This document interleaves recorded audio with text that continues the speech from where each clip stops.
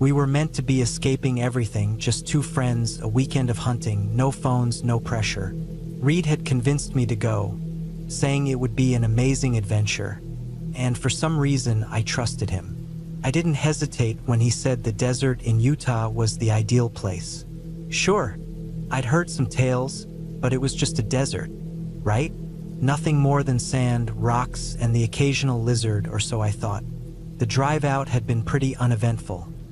Reed singing off-key to his awful playlist while I watched the scenery shift from civilization to absolute nothingness. By the time we reached our campsite, the sun was halfway down, casting strange, long shadows across the sand.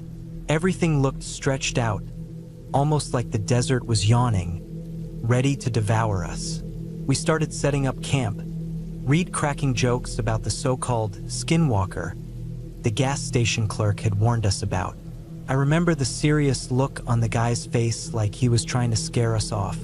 Reed just laughed it off, but for some reason, it stuck with me. I didn't really believe in desert monsters, but the way that guy spoke made my stomach uneasy. Once the fire was going, night had fully fallen. It wasn't just dark, it was pitch black. The kind of dark where you can't see anything beyond the campfire's light. The wind picked up, whistling through the rocks, and it almost sounded like voices. I tried to ignore it, but every so often, I heard a whisper, just a flicker of sound that made the hairs on my neck stand up. Reed kept talking, laughing off everything, but I could see him glancing around, his eyes darting to the shadows just outside the firelight. I couldn't shake the feeling that something was out there, watching us. It was hard to explain, but it felt like the darkness wasn't just empty. It felt heavy, like it was pressing in on us. The temperature dropped quickly. One moment, I was fine, and the next, I was shivering, my breath coming out in clouds of mist.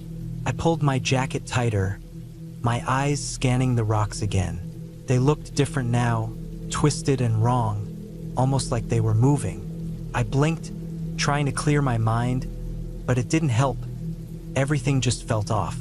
Reed fell silent, poking at the fire, and that's when I heard it, a rustling sound. It was too deliberate to be the wind. I jerked my head up, and for just a second, I saw something movement low to the ground. It was quick, gone before I could focus on it, but my heart started racing. I glanced at Reed, but he just shrugged, muttering something about jackrabbits. I wanted to believe him, but I knew it wasn't a rabbit. The night dragged on, each second feeling longer than the last. The fire crackled, the wind whispered, and that feeling, like we weren't alone, never left. It seemed like something was watching us from the darkness, waiting. The worst part was, I think Reed felt it too, but he wouldn't say it. We'd come out here to escape everything, but now all I wanted was to get away from whatever was lurking in the dark. It must have been close to midnight when I heard it again, the rustling sound only louder this time. I froze, my eyes straining to see beyond the firelight. Reed had dozed off, his head resting awkwardly on his backpack. For a moment, I almost woke him up, but then I thought, what if it's just an animal? There was no reason to freak him out if it was nothing. I leaned forward, squinting into the dark. The wind had died down, leaving the desert strangely quiet. That's when I saw it. A shadow moving low to the ground between the rocks. It was fast, almost too fast, and it was coming closer. My heart started pounding, my stomach twisting. I tried to tell myself it was just a coyote or something, but deep down, I knew it wasn't. Reed, I whispered, my voice barely audible. I nudged him with my foot. His eyes fluttered open, annoyed. What? He muttered, rubbing his eyes. Sure, there's something out there. Reed sat up, squinting into the dark. You're kidding, right? He said, his voice thick with skepticism. But then he saw the look on my face, and his expression changed. Slowly, he turned his head, scanning the rocks around us. For a moment, There was nothing, just the crackle of the fire and the chill of the night air. Then we both saw it, a figure standing at the crest of a hill.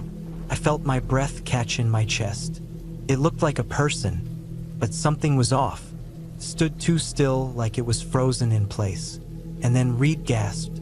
That's me," he whispered. I stared at the figure, trying to make sense of what I was seeing. It wore Reed's jacket and had the same build, the same stance. It was like looking at a reflection, only it wasn't moving. It just stood there watching us. My heart pounded in my chest, and my mouth went dry. I glanced at Reed, and I could see the fear in his eyes, the same fear I felt. "We need to go," I whispered. Reed nodded, pale as a ghost. We scrambled to our feet, grabbing whatever we could. My hands were shaking so badly, I almost dropped the flashlight.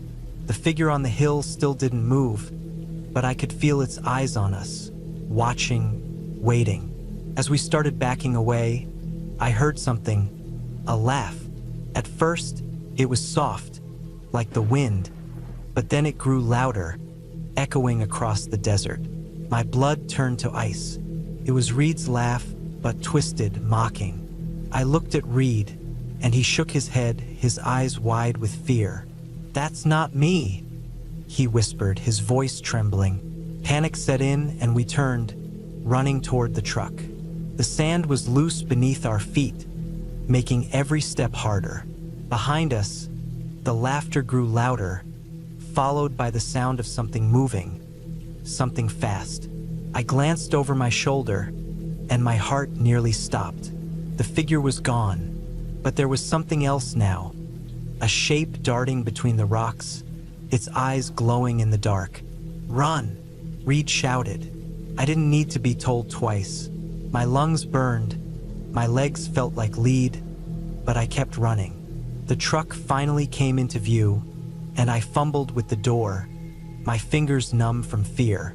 Reed was already in the driver's seat, and as soon as I got in, he slammed his foot on the gas. The headlights flicked on, and for a split second, I saw it. Half coyote, half something else, its body twisted, its eyes locked on mine. Then Reed hit the gas, and we were speeding away. The desert blurred around us, the laughter fading into the distance, but I knew it wasn't over. Whatever that thing was, it was still out there, watching, waiting. As we drove, all I could think was that we should have listened to the warnings. We never should have come to the desert. Reed kept the truck's pedal to the floor, bouncing over the rough terrain. Each jolt made me clench my teeth. I kept glancing over my shoulder, half expecting to see that thing right behind us. My heart pounded like it was going to explode. The headlights cut through the darkness, but it felt like the desert went on forever. No matter how far we drove, it felt like we weren't getting any closer to safety. "Are we even going the right way?" I asked, my voice shaky. Reed didn't answer.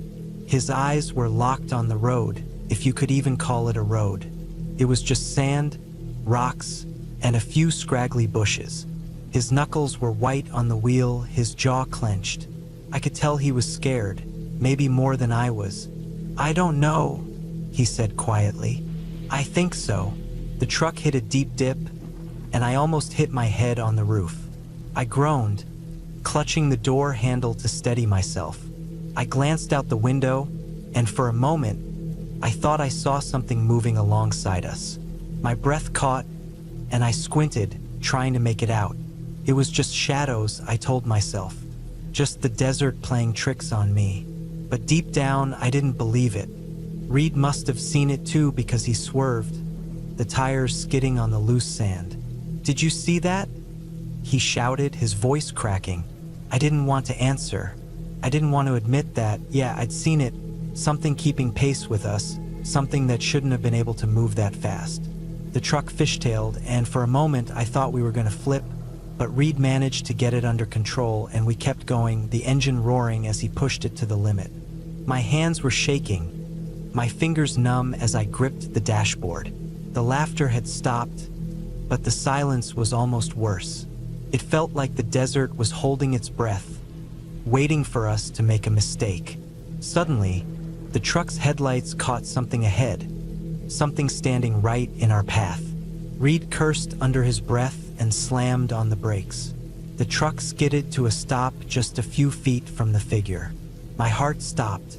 It was the same twisted figure we'd seen before, Reed's twisted reflection, staring at us with those empty eyes. "What do we do?" I whispered, barely able to speak. Reed didn't answer. He just stared at it, his face pale, his eyes wide. The figure took a step toward us, its movements jerky, unnatural. My stomach twisted, and panic rose in my chest. We had to leave. We couldn't just sit there and wait for whatever that thing was to reach us. "Go!" I shouted. Reed snapped out of it, fumbling with the gear shift. He hit the gas, and the truck lurched forward, swerving around the figure. I kept my eyes on it as we passed, and for a moment I saw it smile, a horrible, twisted grin that made my skin crawl. Then it was gone, swallowed up by the darkness, and we were speeding away again. My hands were trembling, my heart racing. I looked at Reed and he looked at me. We didn't say anything. There was nothing to say. We just had to get out of there, far away from the desert. We never went back to that spot again. Be careful if you ever find yourself in the Utah desert. You never know what might be watching.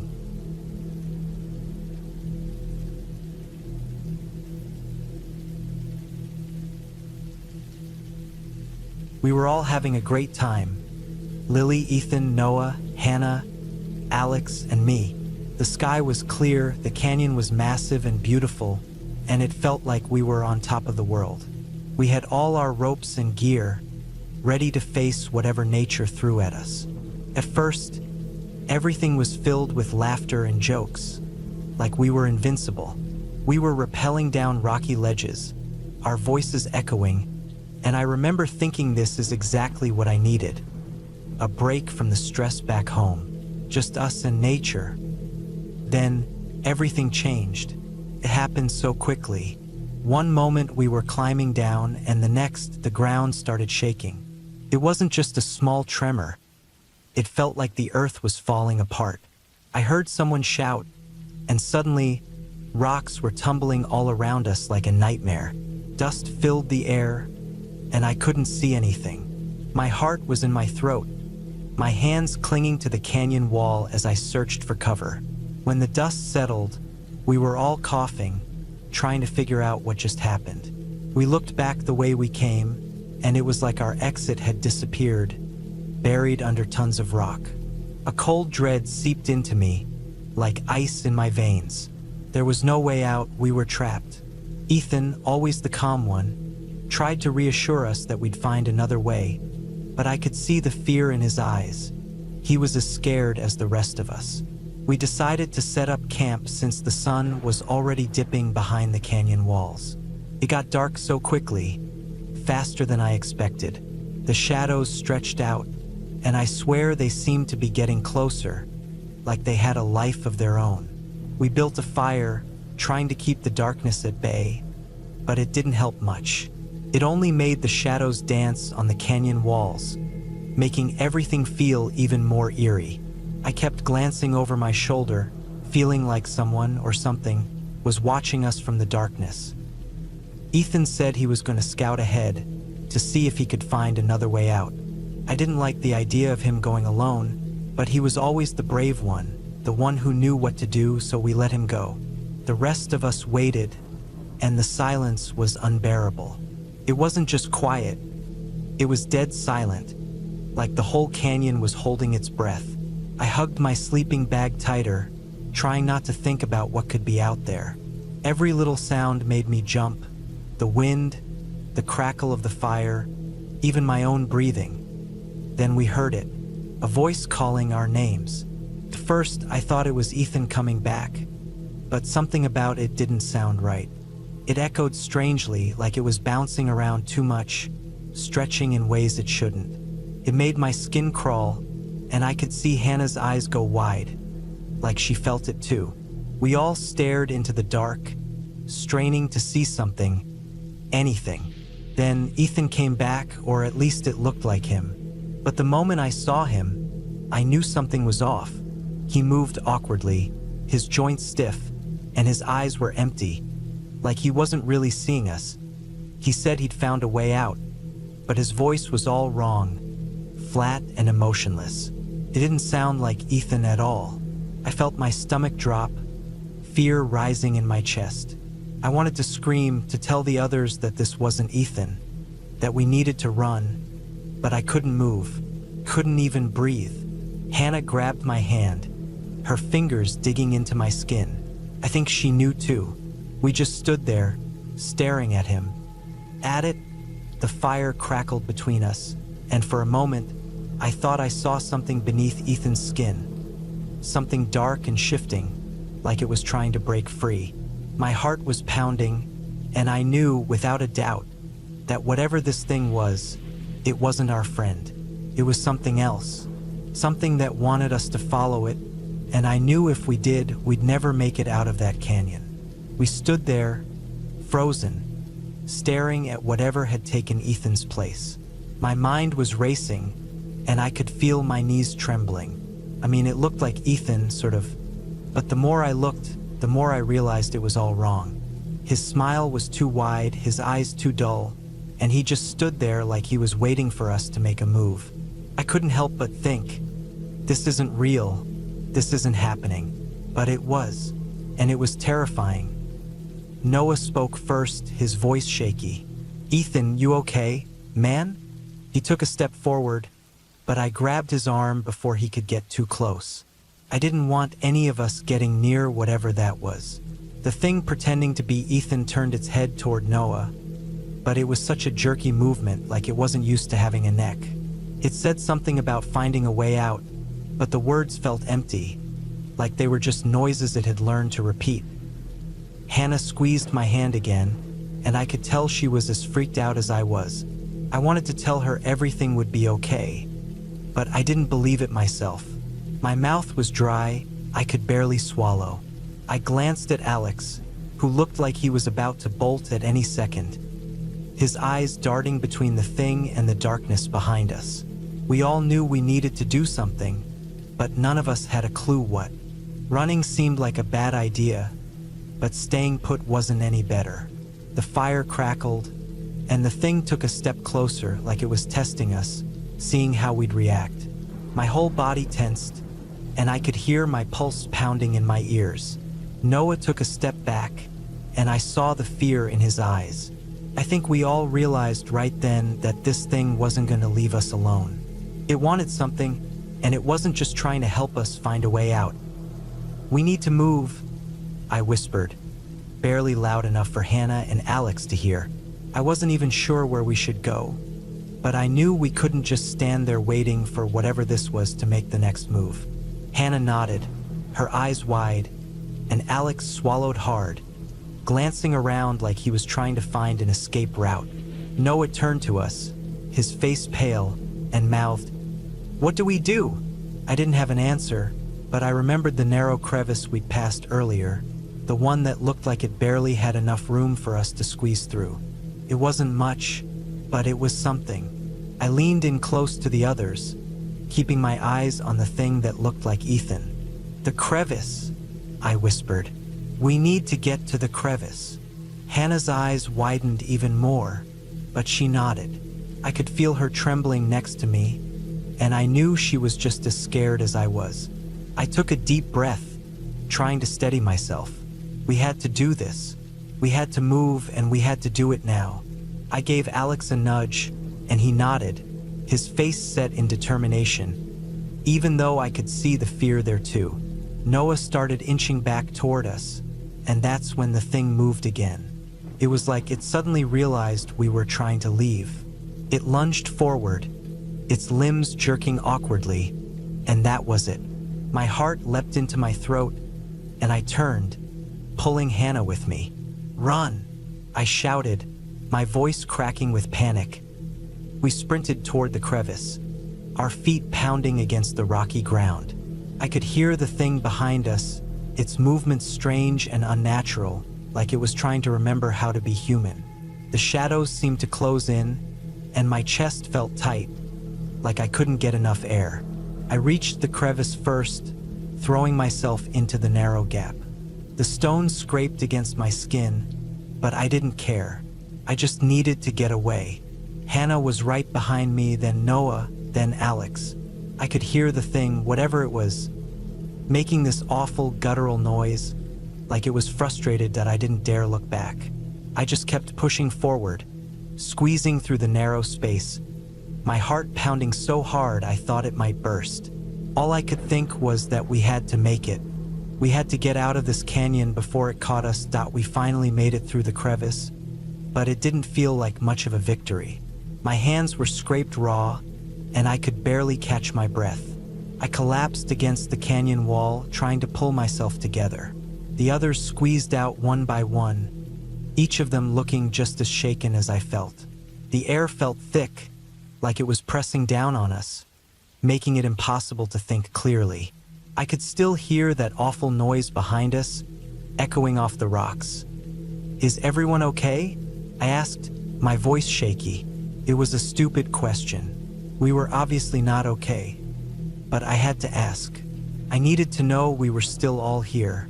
Hannah nodded, her face pale, and Noah gave me a thumbs up, though he looked like he was about to collapse. Alex just stared at the crevice, his eyes wide with disbelief. I didn't know what to say next. I didn't know what had happened to Ethan or why that thing had come after us.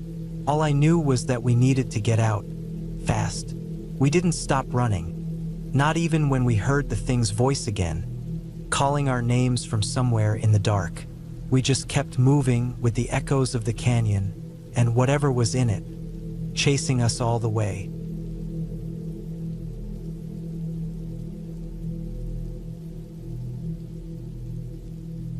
I wish I could tell you that Emily and I weren't warned, but we totally were. Every local we met gave us that look, the kind that says, "You're making a huge mistake." The old man at the gas station even muttered something about strange happenings and people going missing around here. Emily just rolled her eyes, and I probably laughed it off too. We were seasoned hikers, after all, and we'd done this countless times.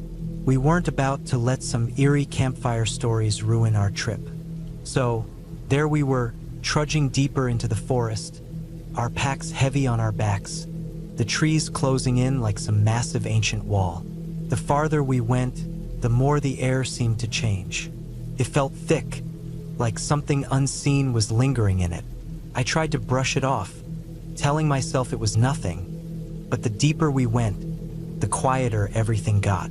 No birds, no breeze, not even the rustling of leaves. Just the sound of our boots crunching on the ground and our breaths, heavy and forced, though we pretended they weren't from nerves. By the time we found a clearing, the sun was sinking, casting a weird orange glow through the branches. It was the perfect spot, though with the moonlight already creeping in, creating just enough space for our little campfire.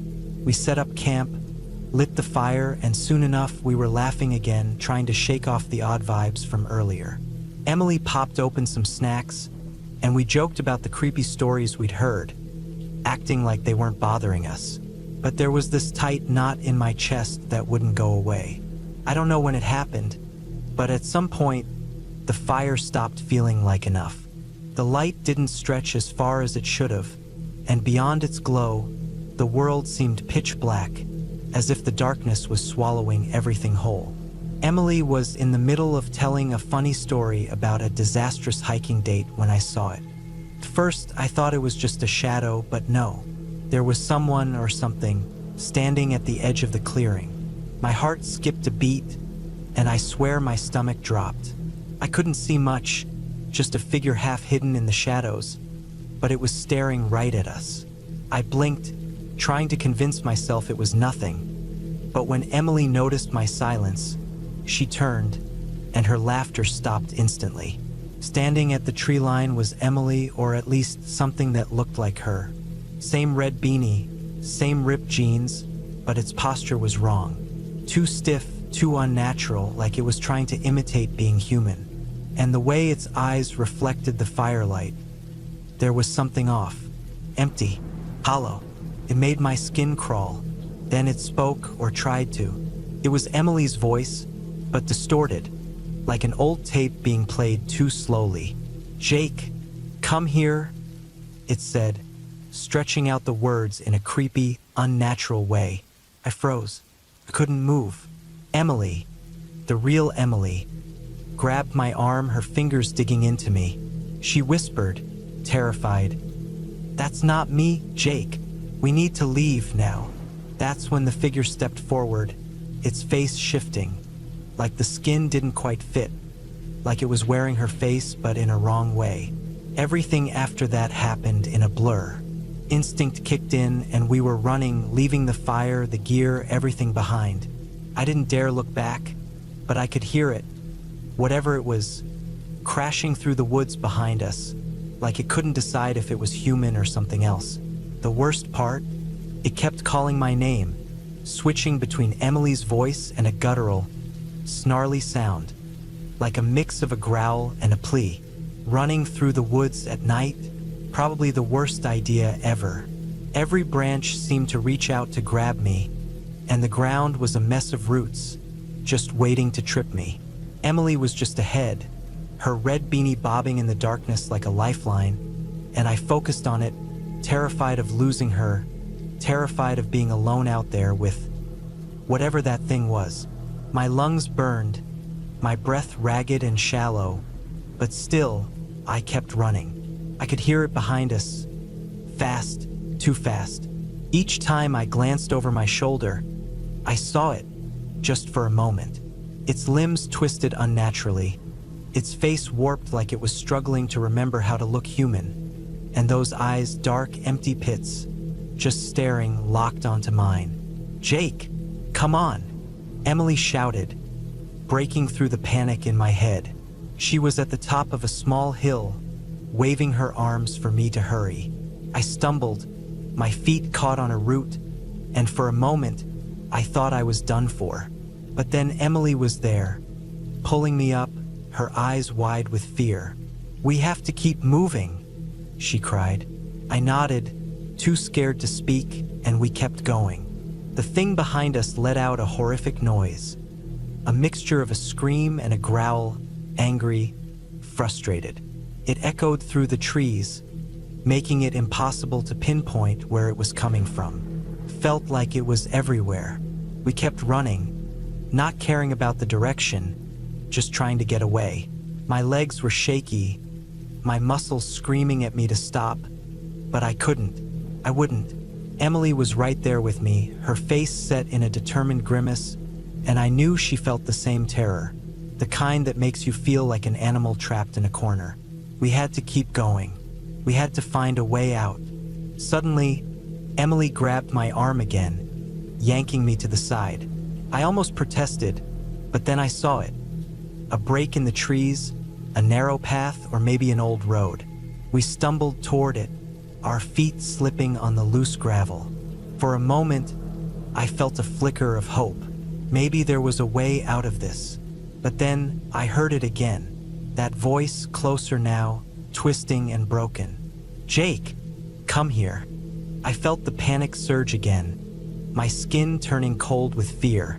Emily's eyes were wide with the same terror I felt. We weren't safe, not even close. I don't know how long we kept running. Time felt like it had bent in on itself, minutes stretching into hours, or maybe it was the other way around. All I knew was that my legs were about to give out, and Emily's face was pale, a mix of exhaustion and raw fear. We stumbled along the road, slipping on the loose gravel, but at least it was something.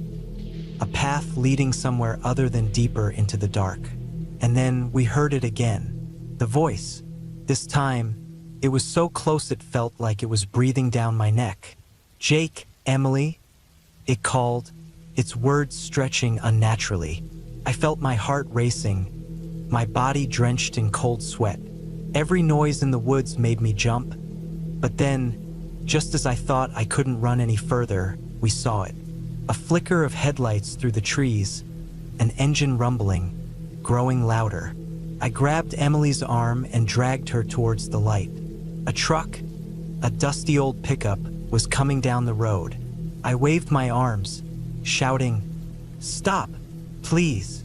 The truck screeched to a halt, gravel flying. The driver, a man with rough features and worry in his eyes, leaned out of the window, took one look at us, and jerked his thumb toward the back. "Get in!" he yelled, no questions asked. We didn't need to be told twice. We scrambled into the back, collapsing against the metal, struggling to breathe. Emily clung to me, shaking uncontrollably. The truck roared to life, speeding down the road. I dared glance back, scanning the dark edges of the woods, and that's when I saw it. Standing at the tree line was something that looked like Emily again, but its face, it was wrong, like a mask that didn't fit. And its eyes, those hollow, empty pits, locked onto mine. Then it smiled, twisted, sickening smile, and I swear I heard it say my name again, just barely audible over the roar of the truck's engine. The sound sent a chill through my bones. Emily buried her face against my shoulder, her voice trembling. "We made it. We're safe." But even as she said it, I couldn't shake the feeling that we weren't. Not really. The driver didn't say a word. His eyes were fixed on the road, his hands tight on the wheel. He knew, just like the locals had known. Some places weren't meant for people. Some things weren't meant to be seen. As the truck sped away, the forest grew smaller behind us. But I knew, deep down, that it wasn't over. The thing in the woods, the thing that wore Emily's face, was still out there. And something told me it wasn't done with us.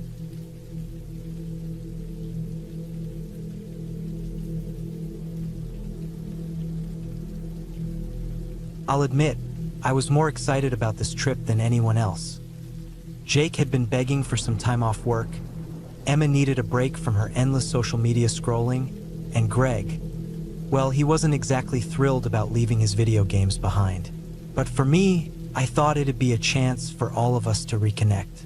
There's something about escaping the chaos of city life and sitting around a campfire that felt like it could fix the little cracks that had formed between USSO. We packed the car full and headed off to the mountains of Wyoming for what was supposed to be a relaxing escape. The campsite was perfect, maybe too perfect. It looked like something you'd see on the cover of a camping magazine. Tall pines lining a tranquil lake, the water as still as a mirror. That I remember thinking, half-jokingly, that it was so serene, it had to be cursed in some way. I should have trusted that feeling. We set up camp, and surprisingly, everyone settled in well. Greg and Emma were even getting along, helping Jake with the tent while I gathered firewood. We roasted marshmallows and laughed at how clueless we were about camping. For a while, I let myself think maybe this trip would actually bring us closer, like the distance between us wasn't as bad as I'd feared. But then we heard it, the rustling in the woods. Jake brushed it off, saying it was probably just a deer. He had a way of acting like nothing ever fazed him. But Emma wasn't convinced. She stared into the trees, squinting as if trying to make sense of something. "Mom, I swear I saw something move," she whispered to me, her eyes wide as I tried to reassure her, though a chill was creeping up my spine. It's funny how, at that moment, I convinced myself that feeling was just my imagination. A deer, a raccoon, something normal. But as the sun set, there was an eerie stillness. Even the wind stopped. The camp became quiet, too quiet.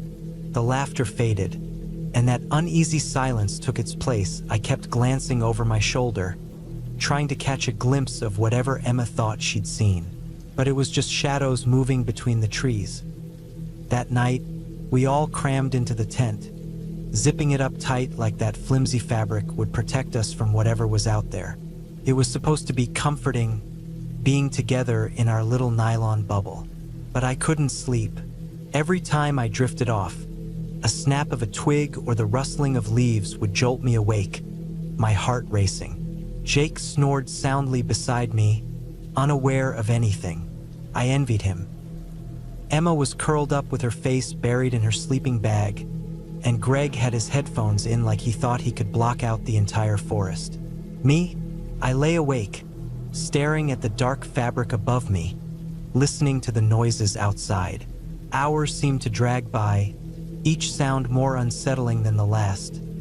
Then it came again, the rustling, but closer that I held my breath, feeling the dread in my gut. Something was out there. I could feel its presence, its eyes fixed on our tent. Just waiting. I tried to stop my mind from spiraling. I closed my eyes and told myself it was all in my head. But deep down, I knew better. There was something in the woods. And whatever it wasn't just a deer. It wasn't going anywhere. By morning, I tried to push the fear aside. It was daylight after all. Things always seemed less frightening in the light. Jake, of course, acted like nothing had happened. He was already brewing coffee over the fire, like we hadn't spent half the night listening to something lurking around our tent. "Did you sleep okay?" he asked, and I gave him a look like, "Are you serious?" But I just smiled. No reason to make things worse. After breakfast, Jake suggested we take a hike. I wasn't sure. There was something about leaving the campsite that didn't sit right with me, like we'd be giving up our only safe space. But Emma and Greg were excited, and I didn't want to ruin it, so we followed a narrow trail deeper into the forest. At first, it felt fun. Greg was making silly jokes, poking fun at Emma, who shoved him back. Jake pointed out different trees like he was an expert. I tried to relax, to just enjoy being with them. But the further we went, the quieter it got. The birds that had been singing earlier were gone. Even the breeze had stopped. The same heavy silence from last night slowly crept back in. About an hour in, we saw it. At first, I thought it was just a deer standing in the clearing ahead. But something wasn't right. Its legs were too long, and it was standing like a person. Jake stopped, his smile fading. "That's weird," he muttered, and I could hear the uncertainty in his voice. Emma grabbed my arm, her fingers digging into my skin. "Mom, that's what I saw last night," she whispered. I tried to reassure her, telling her it was just a deer, but the words stuck in my throat. The creature turned its head toward us, and I swear its eyes were wrong. Too big, too human. Jake stepped back, pulling Greg with him. "We should go," he said in a low voice. I didn't need to be told twice. We turned and started walking back slowly, trying to stay calm, but I could feel it watching us, and my instincts screamed to run. I wanted to, but I didn't want to provoke it. We started walking faster, then almost jogging when we heard it. A screech, high-pitched and unnatural, echoing through the trees. "Run!" Jake shouted, and we did. We bolted through the woods, branches whipping our faces as we raced back toward the camp. I grabbed Emma's hand and pulled her along, and I could hear Greg's frantic footsteps behind me. The forest felt like it was closing in on us. The trees blurred as we stumbled toward safety, and all the while, the screeching was getting closer. When we finally made it back to camp, I was out of breath, my chest burning.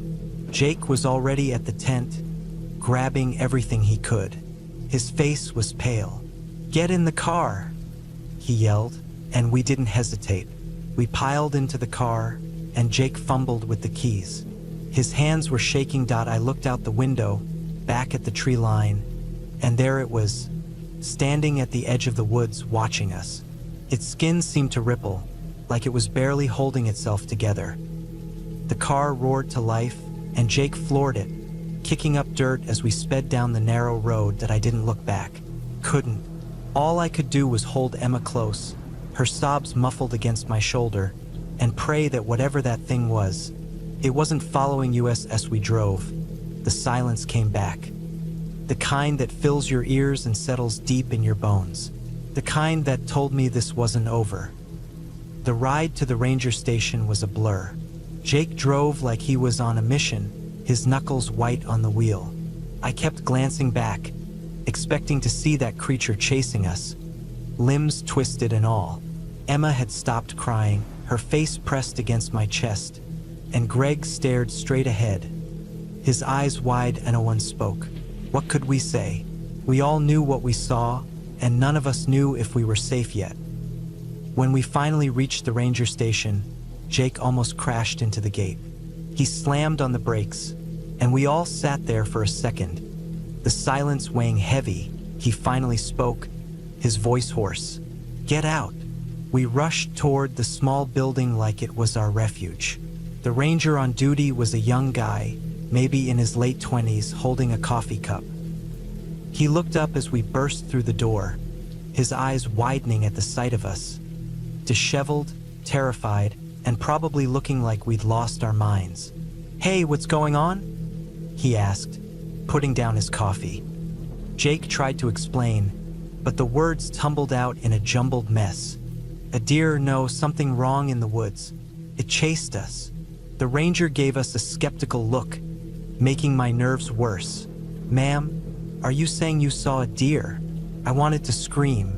I wanted to shake him until he understood. But instead, I nodded, my hands shaking. "It wasn't a deer," I whispered. "It had human eyes." For a second, the ranger's expression changed. Maybe fear? Maybe recognition? He cleared his throat and stood up, motioning for us to sit. "All right, stay here. I'm going to make a call." His voice wasn't as casual anymore. He walked into the back, and I could hear him talking. His words muffled. Jake slumped into a chair, his head in his hands, and Greg finally seemed to snap out of his daze. "Mom, what was that?" He whispered that I didn't have an answer. How could I explain something I didn't understand myself? "I don't know, sweetheart," I said, pulling him close. "But we're safe now. We're safe." I wasn't sure if I believed it. The ranger came back, his face pale. He avoided looking at us. "I've got someone coming," he said, his voice tight. "Just stay here, okay? Don't go anywhere." At that moment, I knew. Whatever we had seen, it wasn't new. It wasn't unheard of. And that scared me more than anything, because if the ranger knew about it, if he had a plan, it meant it had happened before. And it could happen again. We spent the night in a small motel. The four of us crammed into one room. No one slept. We kept the lights on and the curtains closed. Every so often, I'd peek out, half expecting to see those eyes staring back at me. Jake sat by the door, a chair wedged under the handle. Like that would keep whatever it was out to be. Why morning, we were gone. Packed up and out of there before the sun came up. None of us spoke as we drove away from Wyoming, the forest fading in the distance behind us. But I knew we'd never truly leave it behind. Not the memory, not the feeling of those eyes watching us. The kind of feeling that sinks into your bones and never leaves no matter how far you run. And as we crossed the state line, I found myself glancing back one last time. The trees blurred in the rearview mirror. I knew we'd never go back. Be careful out there.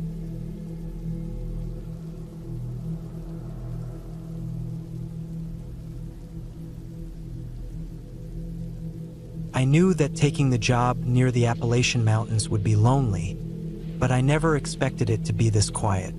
My first week at the fire lookout tower was almost peaceful. I woke up every morning to a crisp, cold sunrise, with trees stretching endlessly into the horizon. A green sea broken only by the occasional rustling of wind and the chirps of birds. The isolation was exactly what I signed up for, but it was during the first few nights that things started to change.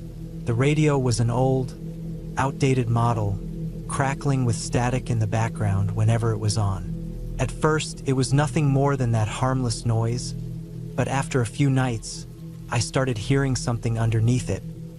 Faint whispers. They were so soft, I thought it was just the wind. I ignored it. After all, it was probably just the equipment acting up. This place wasn't exactly modern. But then the whispers changed. They didn't sound like static anymore. It was as though several people were trying to speak, their voices distant and weak.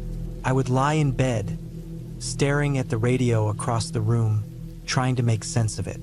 It only ever happened late at night, always when I was alone in the dark. I told myself it was nothing, but the sound sent chills up my spine. A few nights later, the whispers became cries. Pleas for help. They were soft, almost desperate, like someone was lost and calling for assistance. The calls seemed to come from deep in the forest, from places I knew no one could possibly be. I checked the maps, tracing the origin of the voices to dead-end canyons and old, forgotten trails, areas where no hiker should be wandering, especially not at midnight. I told myself it had to be some kind of prank, maybe someone messing with the frequency. But deep down, I knew it wasn't. One night, as I was drifting off to sleep, the radio crackled louder than before. I heard a voice, my voice, calling out for help. It was desperate and terrified. "Help me, please," it begged, and I swear my heart stopped. It wasn't just similar to my voice. It was my voice. I felt frozen. My eyes locked on the radio as it crackled again before falling silent. Outside, the forest seemed to hold its breath.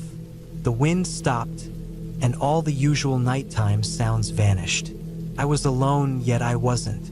Something was out there. I rushed to the window, staring out at the forest, bathed in pale moonlight. First, everything seemed still. Then something moved, a shadow at the edge of the clearing. My heart raced as I strained to see, and slowly, a figure emerged from the trees, making its way toward the base of the tower. I blinked, trying to make sense of what I was seeing. The way it moved wasn't right.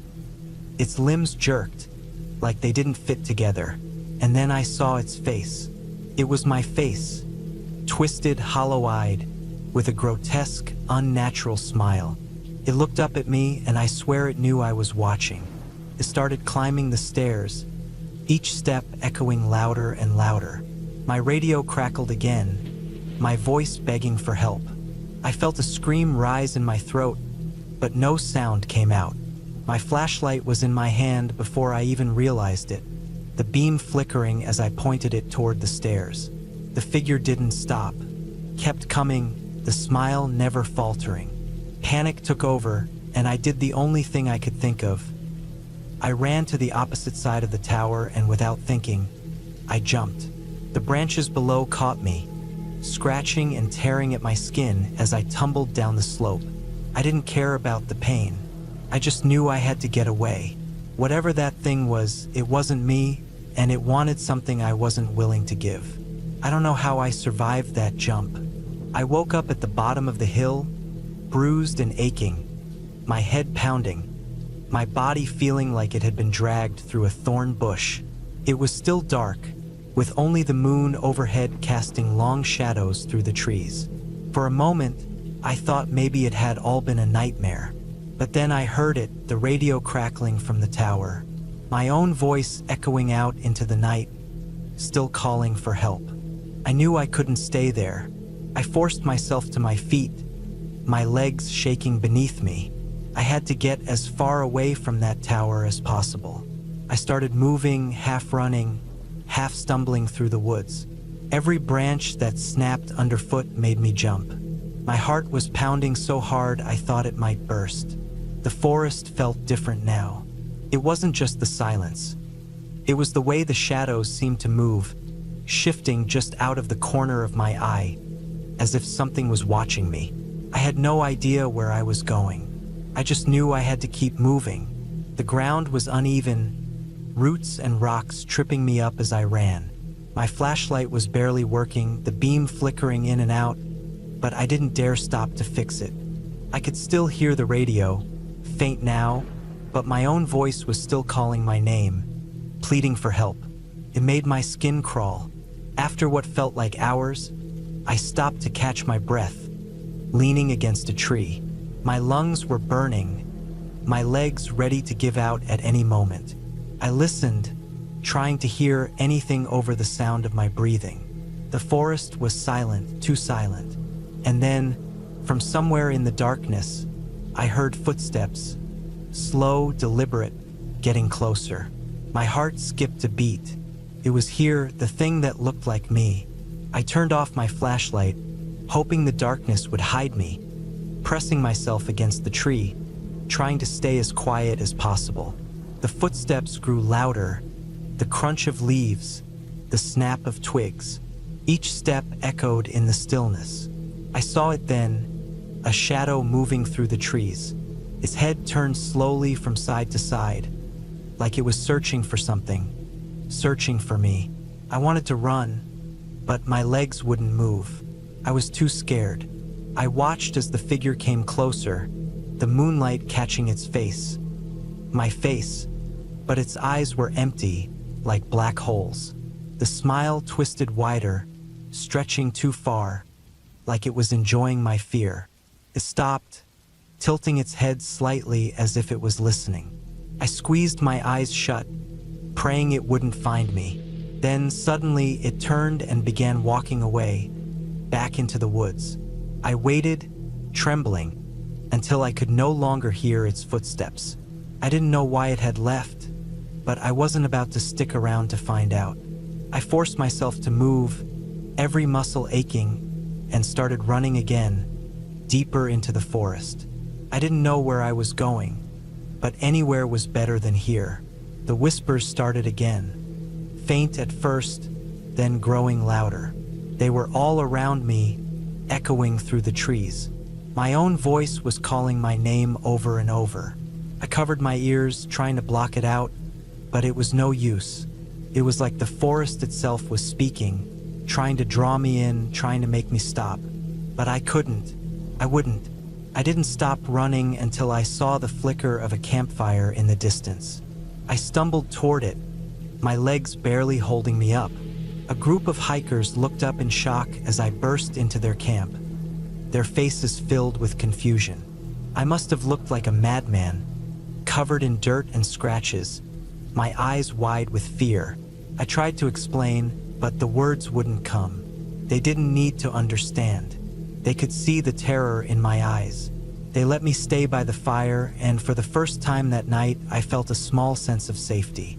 Sitting by the fire with the hikers felt like the first breath of fresh air after being underwater too long. The warmth of the flames chased away some of the chill that had settled into my bones.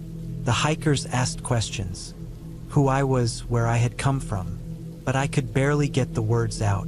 All I could do was mutter about the tower, about the voice that wasn't mine. They exchanged uneasy glances but let me stay. It was enough to feel a little less alone. The firelight flickered, casting long shadows around the clearing. I tried to tell myself I was safe now, that whatever had been following me couldn't come this far. But deep down, I knew that wasn't true.